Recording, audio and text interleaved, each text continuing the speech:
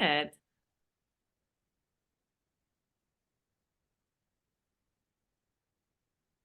Okay. Um, Masa or Harry, are you all able to pull up the board? Oh, wonderful. There we go. Thank you. Thank you. Technology is not my friend today, but it's okay. We'll make the best of it. Before I get started, quick question, Sharmin. So I'll be sharing a couple of photographs. All right. Should I be emailing them to you, or how should I Uh, go about it? I just made you co-host, so feel free to whenever those images come, you can just share it on Okay. Zoom. Cool. I'm sorry. Who is going to share? Do I have the Yeah, you capacity can. to? Yeah, you have the capacity. I just made you co-host, so it should Okay. be okay. And I think most of we're just seeing a black screen right now. Oh, great. Thank you, Yusuf. I will make you co-host momentarily. Oh, there we go. Awesome. Now I can see it. Thank you so much. All right, Sid, we're ready for you. Perfect. Just a second.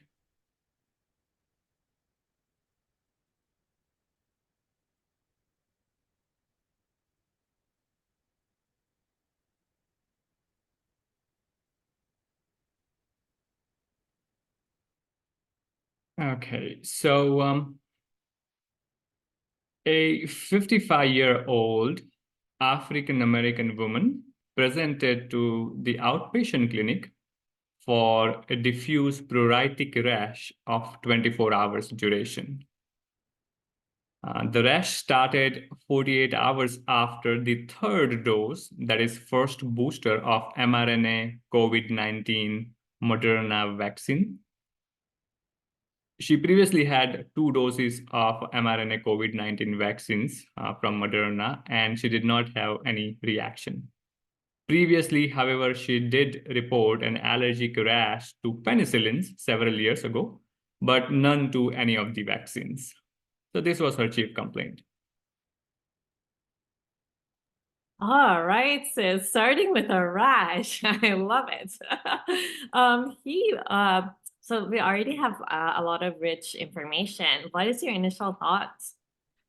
Yeah, so if it is a pruritic rash, I mean, rash can be caused by systemic or, there are a lot of reasons. The drug and allergy can be the reason. So, like, I just want to know whether this rash is like just a branch or non-branch. If it is non-branch, then you have to think about difficult like other stuff, but the branch in them, it's like just the allergic reaction or like some like viral exism, like viral reactions. So for the systemic, I want to see whether this is really laid with any viral any like a common cause will be like some infection or could be some like autoimmune like a vasculitis, could be there be some other stuff. So I want to ask for a thorough history, whether they had some external allergen, like or like hypersensitive reaction or any like travel history or like, yeah, those are things that I want to ask about.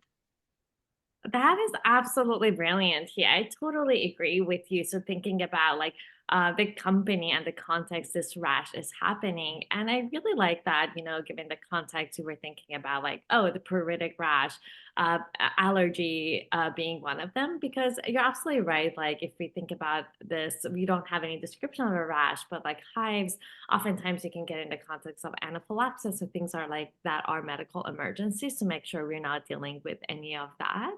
That was absolutely brilliant. And I totally agree with you.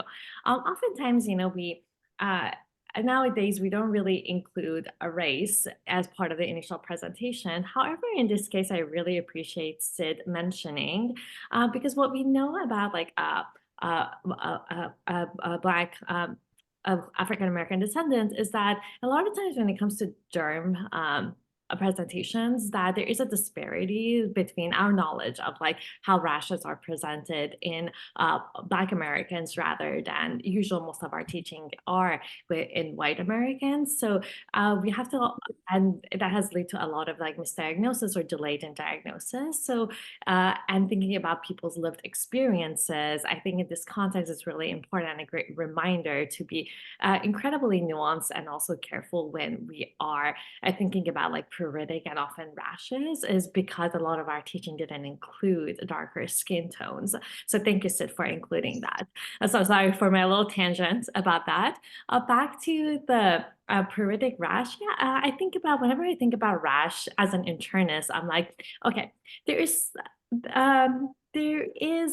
an extent I can take a rash because I'm not a dermatologist. So for me, oftentimes I like to frame it that what other company does the rash keep? So is it like a systemic disease with a rash presentation, or rash is the only manifestation of that? So as you mentioned, is it due to an allergic reaction? Is it due to a drug reaction? Do we have any other signs, like in terms of like visceral organ involvement, mucosal involvement that we have to worry about?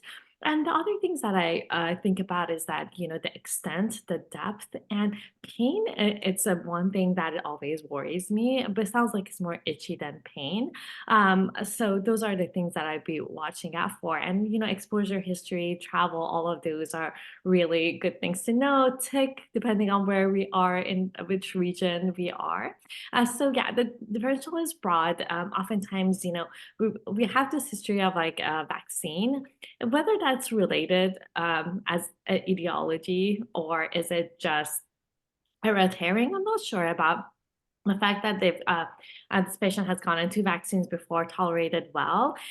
Could it be a delayed reaction? Perhaps. And a lot of the times, if there's an allergic reaction, it's a component of the vaccine. But again, I'm less, just to not anchor on it, I would want to know, as you mentioned, like what else could be going on. All right, Sid. Yeah. Hey, I want to add one more thing, like of because course. the female, you know, we want to look at the physical disease and whether the patient having like a jaundice or like, you know, PB, primary biliary cirrhosis can cause the diffuse itching. So like those kind of thing, I want to look at it too. Yeah. Beautiful. Yeah, absolutely. Cholestatic can cause pruritus. Yeah, Right. absolutely. All right, Sid, excited to hear more. Perfect. So this patient did not have a family history of any neoplasia or autoimmune disease. She reported taking gabapentin for chronic back pain for many months, and there was no change in her medication history. On a physical examination, her temperature was 98.6 degree Fahrenheit, pulse was 82 per minute, respiratory rate was 20 per minute, blood pressure was 128 over 72. Oxygen saturation was 97% on room air. On physical examination, there was no mucocutaneous involvement with rash. There was no lymphadenopathy. There was no abdominal tenderness or hepatomegaly.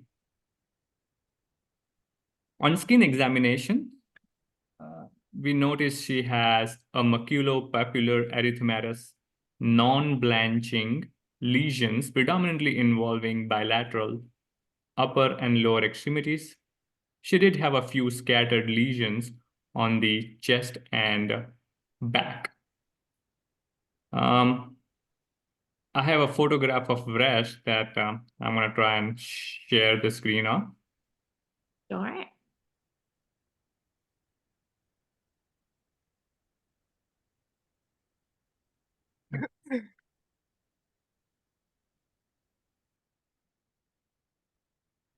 Okay. Mawsam, you might have to unshare your screen. Oh, there we go.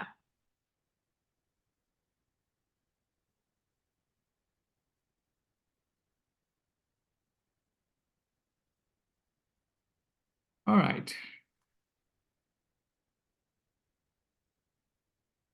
And so that's the inner thighs and also the arms, correct? That is correct. So this was the presentation 2 days after the vaccination in the clinic. Mhm. Got it, got it. All right. So this is a good place to stop? Yes. Okay, wonderful. Also, if you can put the board back up, that would be helpful. All right, He. So what are your thoughts on the exam and the rash? Well, the vital signs, is stable. So I'm glad the patient is not like, toxic shock or like any, like a strange like meningitis, like dysentery, like those kind of, it's not. So I think it's really macropapular edematous non-blanching rashes. It could be because of the vaccine, or it could be because of the like I don't know whether this is erythema nodosum. Like some medication can cause all those side effects. But since this patient is feeling itchy, so I think antihistamine can, really help the patient.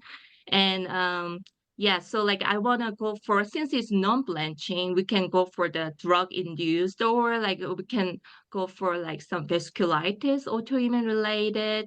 Sarcoidosis can cause erythema nodosum, and some other like even like inflammatory bowel disease also can cause all those skin problems. So I want to see whether this patient is having any thrombocytopenia. So I want to look at those two, like could be ITP, or like, I mean, it doesn't look like that, but it doesn't look like petechia. But yeah, we can look at the CBC for look at anemia, or like any hemolysis, or like thrombocytopenia. Yeah. What do you think, Charmaine? I know that was beautiful. And I really love that you started with the vital signs. And oftentimes with these patients, one things I look for is fever. A lot of like the drug rash tend to have fever, or, your infections. And oftentimes, with the rashes, depending on the surface involvement, especially with some of like kind of the drug reaction that involving the overall mucosas, then you worry about both superimposed infections, and also you worry about a dehydration. And the fact that the blood pressure is stable and everything is all good. In terms of like the abdomen, I really love that Sid did a very good abdominal exam to make sure there's no hepatomegaly. As we talked about, some of this drug reaction also can involve the liver. And the rash itself, Sid, is not raised, right? It's non-blanching, not raised.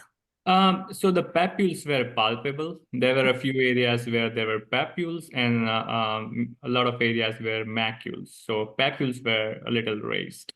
Got it, got it. Thank you. So yeah, the rash itself. The fact that it's like non-blanching, I agree. Whenever it's like non-blanching, I think about like blood vessels. Either like, is there an issue with the blood vessels, or the blood has gotten out in the skin, so that sometimes like you can get, as you mentioned, a setting of vasculitis. You oftentimes we see like palpable purpura. I didn't quite look purpuric, but again, the question is that we're seeing this rash in a snapshot of time, right? So how this rash evolves, or it would be very informative. Is this the extent of it, or if it's going to be involved, become more raised, more purpuric in general, then you worry more about like as vasculitis, as you mentioned. Um, and yeah, I totally agree with you. The things that were reassuring to me is that, no mucosal involvement. So in a woman, making sure you do the oral, vaginal cavity, examine those areas to make sure there is no mucosal involvement. The one thing to always remember to do. And I think, like, as you mentioned, like getting the basic labs to see if there's any imprints of any visceral organ involvement would be really informative. And probably, since she's been seen in clinic, would help you decide, is this something of some person you can send home with like close follow-up, or this is someone that potentially may need hospitalization if you're worried about some more dangerous rash that has some organ involvement. So yeah, I'm excited to hear more from you, Sid. Any other thoughts before we pass the mark? Yes, actually, Robbie mentioned about like a scurvy or amyloidosis, can cause some rashes too. So maybe possibility. Yeah, Yeah. those for sure. I think the Mhm. world of rash is so broad, and it's honestly like something that I is not area that I'm super comfortable with. So I always am very grateful to this cases like that Sid is bringing that we can practice.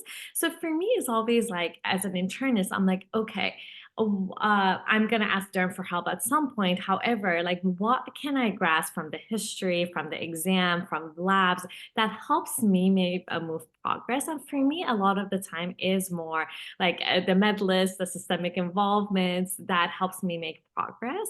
Gabapentin, I don't know of any rashes that have been associated with gabapentin. But one of the first things I did, and you all heard me say this multiple times in every VMR, I search every medication on a patient's list when they come in with rash and be like, can this cause any form of rash? What is the percentage? When was it started? Was there any discontinuation? So I really like to interrogate med lists, and thankfully in this case is very short. The other thing to always ask about is over the counter and supplements as well. All right, Yes, Sid, wonderful. back to you. Perfect. So I think that was a pretty important differential. So that's what we were considering as well.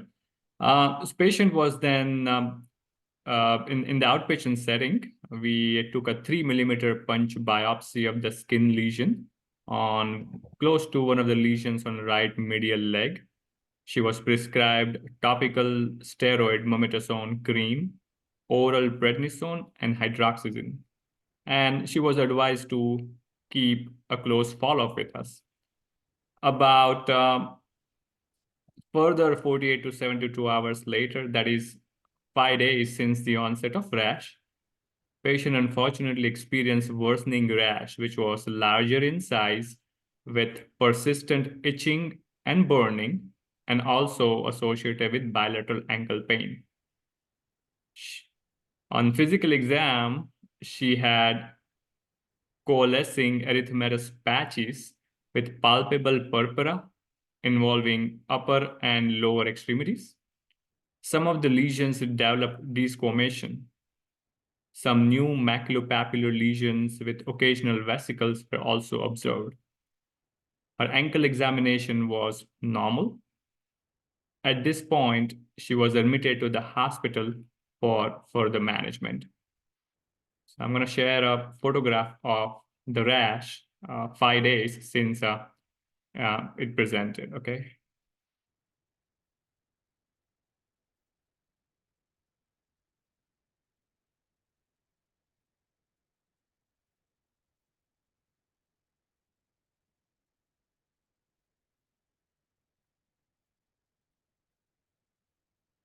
Mhm.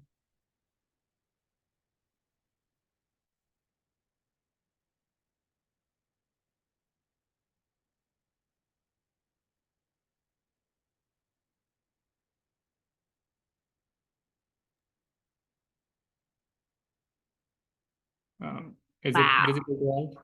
Yeah, yeah, we can see it. Thank you. All right, it's getting angry. Is this a good place to pause, or if we Sid, do you want to give us a bit more information, whichever you prefer? No, I think this is a good point to stop and discuss further. Wonderful. Also, if we can get the board back, that would be really helpful. All right, my friend. So over the so sounds like a couple of days, and now the rash is getting worse.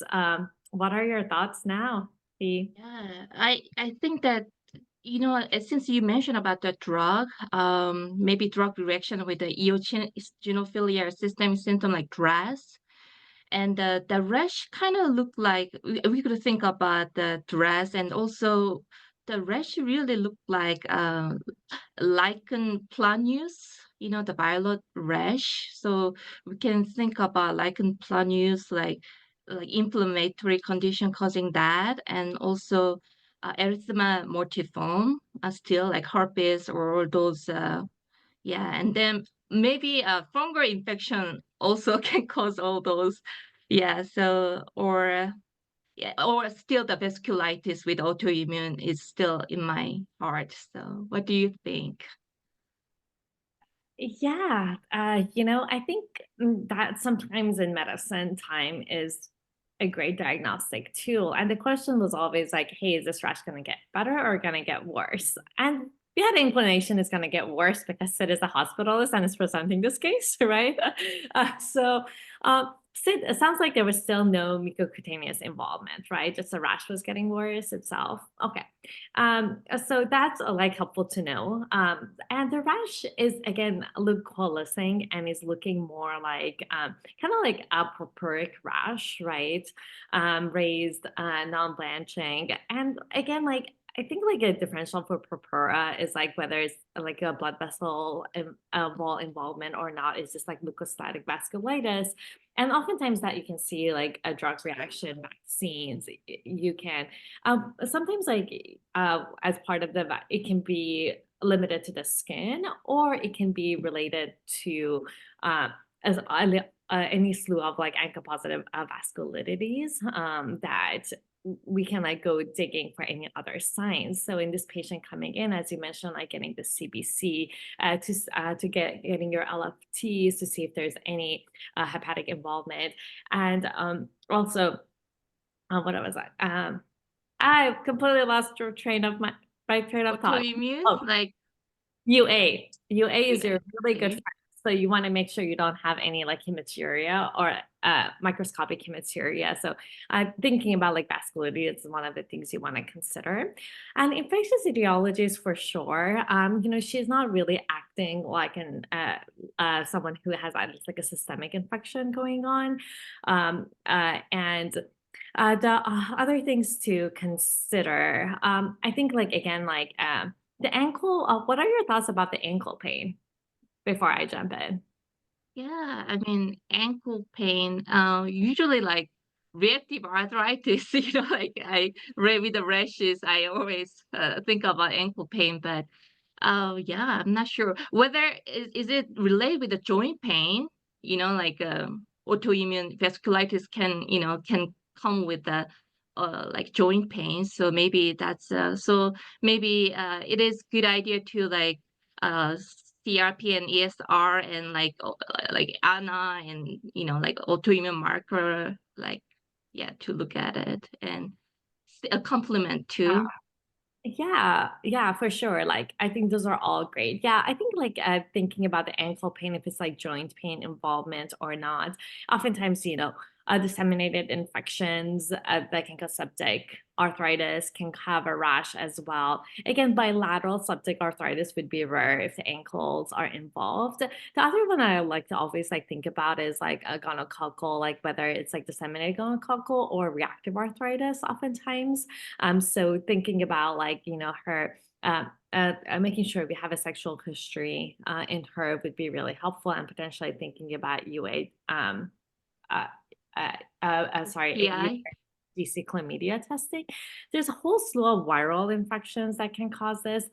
That we can do the viral testing. Oftentimes, like my first clue is like, okay, what is the thing that is treatable? And oftentimes, in terms of like treatment is like oftentimes like we know steroids didn't help prevent um, prevent worsening of the symptoms, whether it was make things worse or it was just not enough. If this is like more of an autoimmune flavor, it's kind of the key question. So kind of thinking about, are we doing that more infectious route, or whether there is like a kind of autoimmune flavor to this case. I think that's kind of how I'm thinking about it. Any other thoughts, He?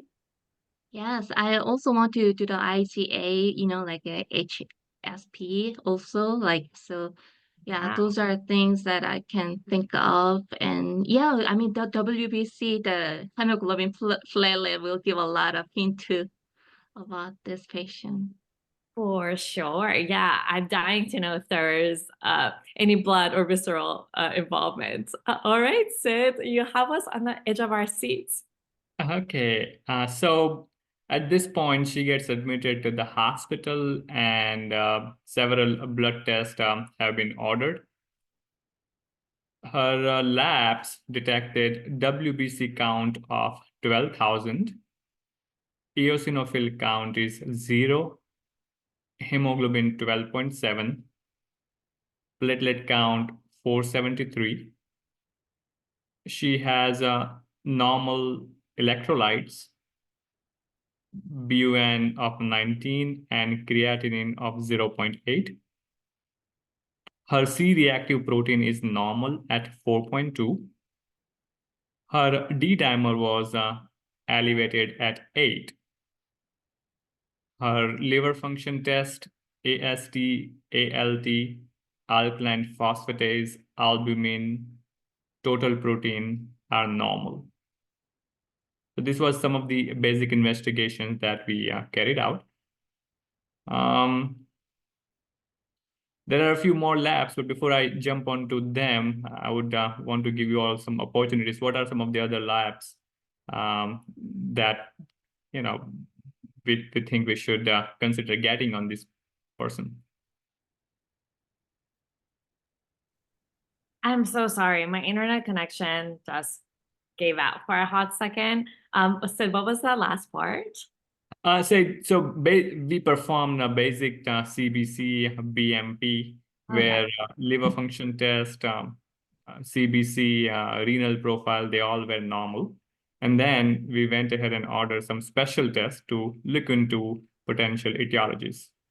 I think before I go on to the special test results, I would want to give you some opportunities to think about what are some of the other investigations that we should send out on this patient. I love it. I love to think about what test to order. That sounds great. All right, what are your initial reaction to the test we've gotten so far, and what do you want to do next? I mean, like the chroglobulinemia sounds really wonderful too. So I want to see whether hepatitis C or HIV, like, of course, the liver function is not really telling hepatitis C, but want to test hepatitis C and HIV and autoimmune ANA and rheumatoid factor and the anti-double-stranded DNA and like Sjogren could be another, yeah. So yeah, and those are in my mind. And also, yeah, go ahead.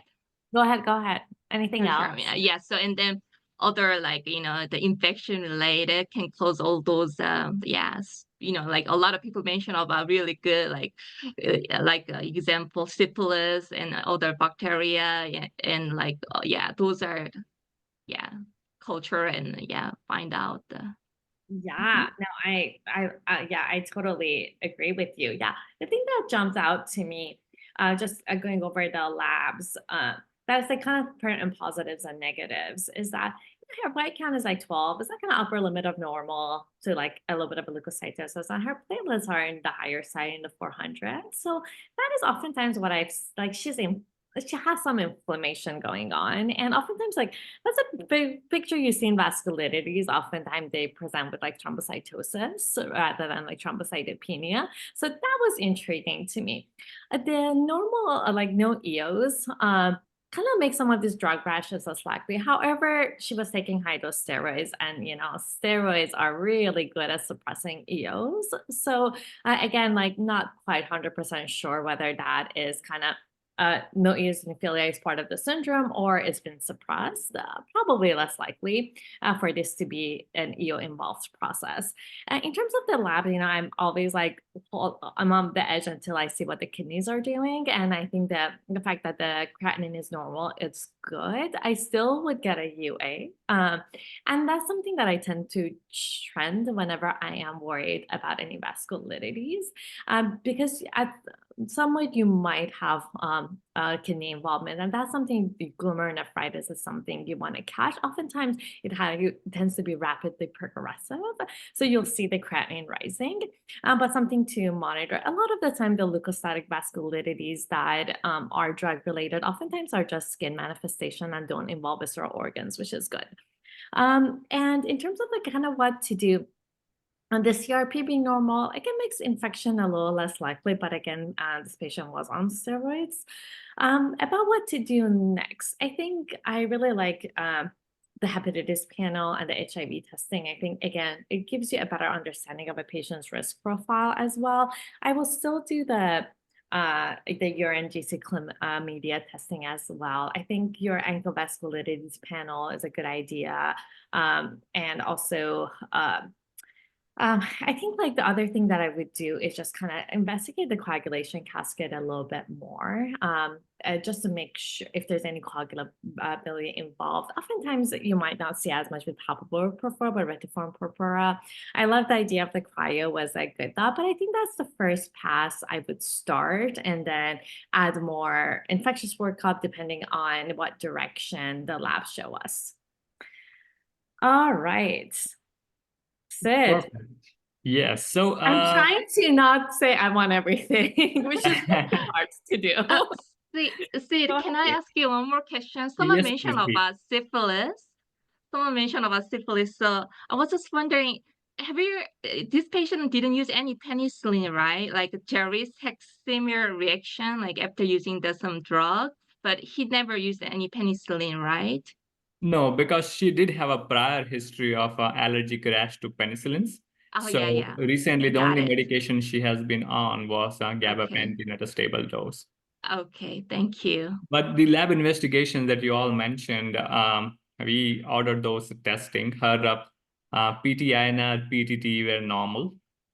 Her hepatitis panel, HIV came back normal. Blood culture was normal.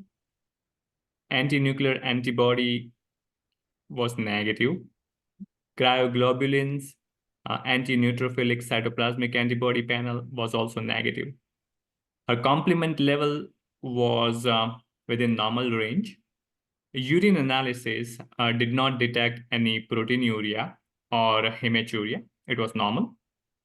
We performed ultrasound of lower extremities considering she had elevated D-dimer, and the ultrasound was negative for any DVT affecting the lower extremities. The skin biopsy that we performed during her first visit in the clinic came back, and I'm going to share the screen of the skin biopsy now. Great.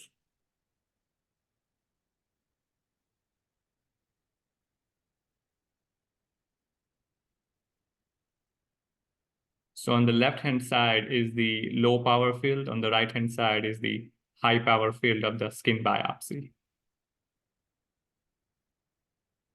I'm not gonna lie to you, Sid. I might need some help looking at this. I see like probably are those like I think the dots are just like neutrophilic. What is the word for it? Tissue invasion. I think the other things that I often think, let me just tell you what I think, like, I oftentimes look for. A is like, the other thing is like the vessels, like how is the vessel wall are looking under the microscope to the pathologist. So thinking about vasculitis and like what type of cells does it infiltrate in the tissue sometimes is really informative. Finding of like granulomas, it's caseating, non-caseating, sometimes it's helpful. So those are the things I look for.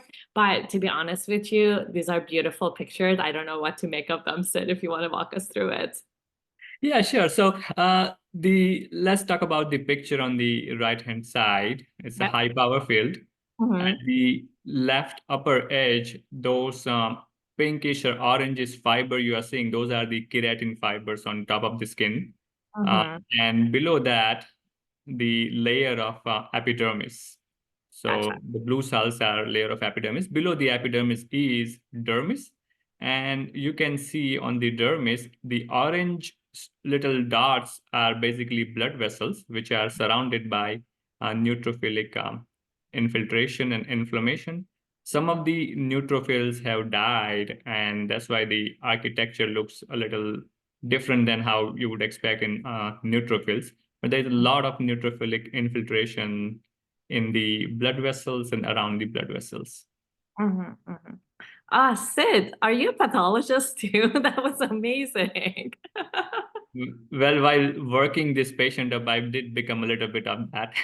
That's awesome. Like again, like that's just like a proof of like what a thoughtful and great physician you are. Thank you so much for sharing.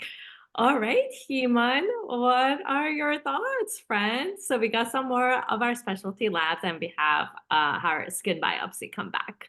Yeah, so like the keratin like reminds me of psoriasis or like still like the lichen planus, its autoimmune reaction could be still there. And I don't know, like keratin always like think about like like squamous cell carcinoma too, but in the skin I don't think there would be any. So yeah, so like psoriasis or like kera like keratosis and then lichen planus.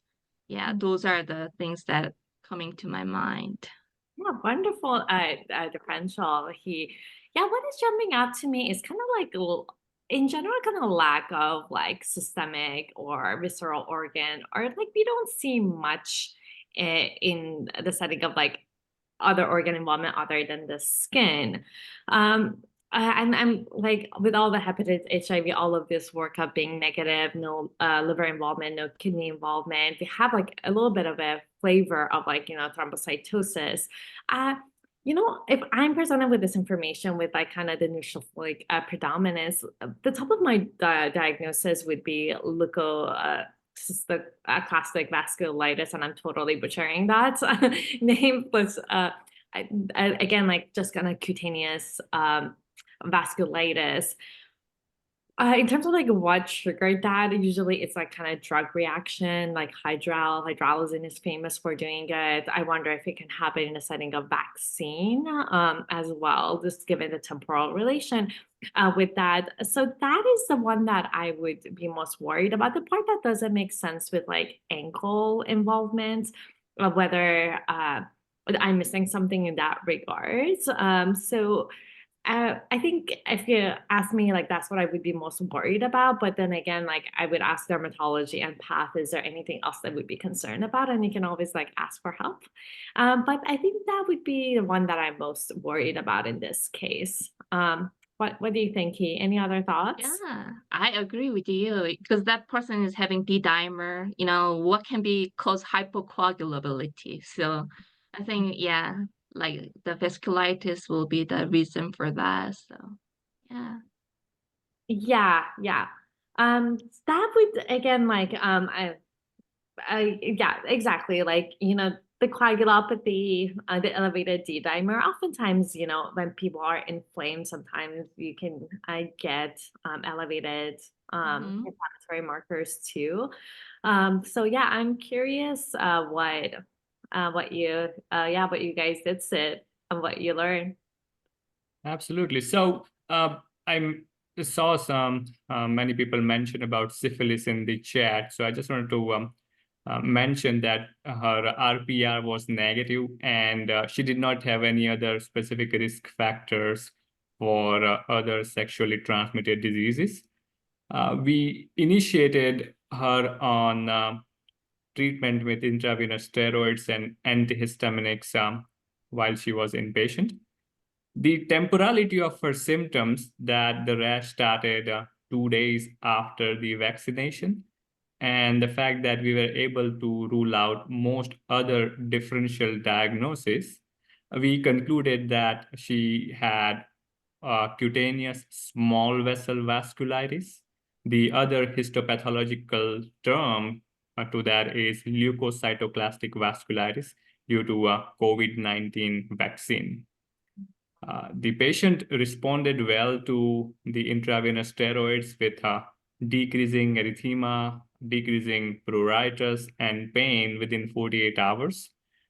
She did not have any more new lesions appearing, so she was discharged on oral prednisone taper for about 30 days duration.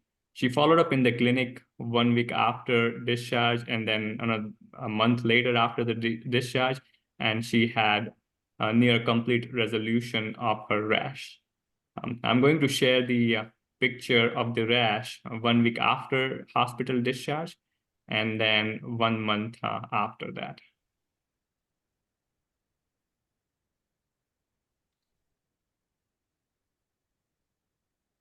So the picture on the left is 10 days since the onset of rash. And the picture on the right is almost 6 weeks after the onset of rash, where there is almost resolution of the skin findings. Wow. I'm so happy to hear that, Sid. Wow, what an amazing case, Sid. Pete, what are your thoughts and reflections? Thank you so much, Sid. This is amazing presentation. I learned so much. And Sharmin, thank you for, teaching wonderful. I learn every Wednesday from you. So yeah, it was a wonderful opportunity. Thank you so much. Oh yeah, no, thank you. I'm not gonna lie to you. When we started with a rash, I got tachycardic too. But and I think it's like such a wonderful exercise to go through, especially the things that you don't feel comfortable with. And rashes for me, it's always like I have to hold my breath and be like, okay, let's kind of think about how we can make progress with the information we have. What are our gaps in knowledge, and where we ask for help. And I think the thing that was most noticeable to me was a discrepancy between just the skin finding and the degree of that, and everything else on labs. And oftentimes that is a good clue in my mind for cutaneous small vessel vasculitides when there's no other involvement, especially when there is potentially a trigger involved. However, you don't want to anchor in that. And similarly, like ruling out all of the potential infectious etiologies of that as well. That's it. This was such an masterfully presented case. Thank you so much. The past slides, the pictures just added so much depth to the discussion and the presentation. Any other teaching points from you that you want to make sure we talk about, learn about? No, I think we on your discussion, you covered all the differential diagnoses that we were considering. With this kind of a skin rash with palpable purpura, you always want to think about infectious etiologies, including hepatitis, especially hepatitis C, because cryoglobulonemic vasculitis can present like this, HIV, and also bacteremia and infective endocarditis, which can present like this. Certainly, with autoimmune diseases, you have to think about positivity with anti-nuclear antibody or ANCA-associated vasculitis or hypocomplementemic vasculitis, and those were ruled out. The classic finding in cutaneous small vessel vasculitis or leukocytoclastic vasculitis is the histopathologic finding. So what was very informative in this patient in coming to the diagnosis was there was neutrophilic inflammation of the dermal blood vessels. And when the neutrophils, after causing the damage to the blood vessel walls, when they die, they leave their cell bodies. And the term leukocytoclasia means those cell bodies of the dying neutrophils. So That's so that's how, cool. yeah, so that's how the leukocytoclastic vasculitis term was coined. So, but fortunately for this patient, intravenous steroids work. While doing a literature search, I did come up with several cases of cutaneous small vessel vasculitis with COVID-19 infection itself and secondary to vaccinations. And a lot of those cases required systemic steroid, but almost all of them have they had complete resolution with steroids. So yeah. Yeah. Oh, Sid, you're amazing. Please come back. We're so excited. This was fantastic, and I loved all the teaching. Yeah, the endocarditis, absolutely, and that's also one of the main things to rule out. I love this case. I learned so much from you, Sid, and it's Thank you such a so pleasure much. to discuss with you. He and yeah, I think the piece was also intriguing about this case is that she was given oral steroids, but I think like sometimes the natural progression of the disease happens and probably wasn't, I would suspect, high enough dose to maybe it actually, you just don't know whether like the rash would have gotten angrier if she hadn't some of those steroids on board, or but like it was also interesting that she was on steroid and still had progression of that Yeah. rash as well. Very, very, medicine is just so cool. You know, it's just also very humbling. Oh, thank you so much, all. Harry, we are ready for you. Awesome. Great case. Still catching up on a lot of the great teaching points in the chat, which I'll be sure to add to the final board. But just briefly, we talked about an approach to rash, and Sharmin mentioned the way she thinks about it is what company does the rash keep. So we think about the time course and the tempo of the rash, what symptoms and signs are associated with the rash, and as well as distribution and localization of the rash, and then is it blanching or non-blanching as our branch points. And Sharmin brought up a point about some of the systemic racism that we see, especially here in the United States, that a lot of our teaching on derm conditions really emphasizes folks with lighter skin tones and leading to frequent misdiagnoses on people with darker skin. So I wanted to highlight that as a teaching point as well. And then just kind of talking about non-blanching rashes, it's really just coming down to extravasation of blood from the blood vessels. Really broad differential, which we talked about many times as the rash kept progressing, but vasculitides, immunologic phenomena, and drug reactions. Ravi dropped a great graphic on palpable purpura. Really comes down to vasculitis versus non-vasculitis, just two very broad buckets. But the vasculitis includes leukocytoclastic vasculitis, IgA mediated, or cryoglobulin mediated ANCA vasculitis, and then non-vasculitis, a lot of infectious causes, including endocarditis, like Sid mentioned, rickettsial infections, and then really the final diagnosis was a cutaneous small vessel vasculitis, which is a vasculitis limited to skin, so single organ without any other systemic involvement. Saw some path slides for what I think is the first time in a long time for me. So, and that path really shows leukocytoclastic vasculitis, which is neutrophilic infiltration of blood vessels. And the differential is pretty similar. You want to rule out the systemic vasculitides. And the one easy way to do that is to be sure to rule out GNs with the UA and to check the complements, the infections that we mentioned, and drug reactions, including vaccines, like in this patient's case with the COVID-19 vaccine. And the treatment really comes down to if there's a trigger, avoid the trigger and treat it, and then steroids. And that's all I have for now. Ah, Harry, that was so concise and awesome. Thank you so much. Y'all are so amazing about like doing these teaching points in the moment. This was so fun. He absolute pleasure. Sid, you're awesome. Thank you so much for presenting such a wonderful case. Masa, thanks for describing. And everybody in the chat, thank you so much for all your thoughtful comments. And Harry, great job with the teaching points. We'll see y'all tomorrow. Bye. Y'all take care. Thank you. Bye.